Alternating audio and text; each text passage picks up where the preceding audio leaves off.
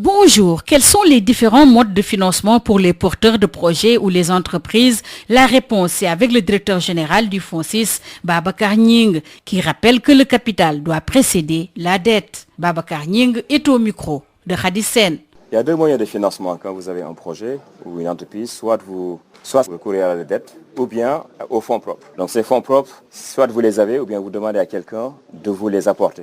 Ce qu'on appelle le capital d'investissement, c'est le financement en fonds propres d'une entreprise ou d'un projet. Qu'est-ce que ça veut dire? Ça veut dire trouver quelqu'un, une institution qui vous donne de l'argent sans vous demander un taux d'intérêt, sans vous demander une garantie, sans vous fixer un tableau d'amortissement. Il vous donne l'argent en contrepartie, il prend des actions de votre entreprise et vous partagez les risques. S'il y a des bénéfices, vous partagez.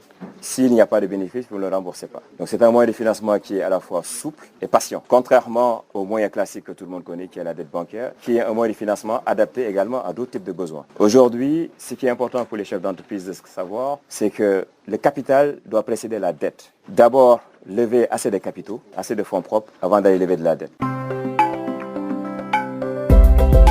Quand vous avez du financement capital qui est sécurisé, vous avez quatre choses qui immédiatement se passent. D'abord, vous avez un financement patient, parce que vous n'avez pas de tableau d'amortissement, vous remboursez quand vous pouvez rembourser, quand vous ne pouvez pas, vous ne remboursez pas, d'une part. Deuxièmement, vous avez un appui en termes de gouvernance, parce que la personne qui vous finance en capital vous demande d'organiser l'entreprise et de mettre en place des instances de gouvernance et également de tenir des états financiers corrects. Et troisièmement, vous avez également une attractivité de votre entreprise qui est boostée, parce que du moment où vous avez sécurisé vos fonds propres, immédiatement, le secteur bancaire et les autres acteurs financiers viennent vous proposer du financement parce que vous avez déjà sécurisé le capital qui met à l'aise les partenaires financiers et bancaires parce qu'ils savent que l'entreprise a un bilan qui est suffisamment solide pour pouvoir lever de la dette. Donc c'est la raison pour laquelle aujourd'hui on disait que le développement des fonds d'investissement au Sénégal est quelque chose d'assez stratégique et qui également serait un levier de succès dans le contexte particulier de la mise en œuvre de la vision Sénégal 2050 qui ambitionne de réaliser la souveraineté pour notre pays, en particulier dans les domaines alimentaires et énergétiques. Le directeur général du FONSIS, Babacar Gning,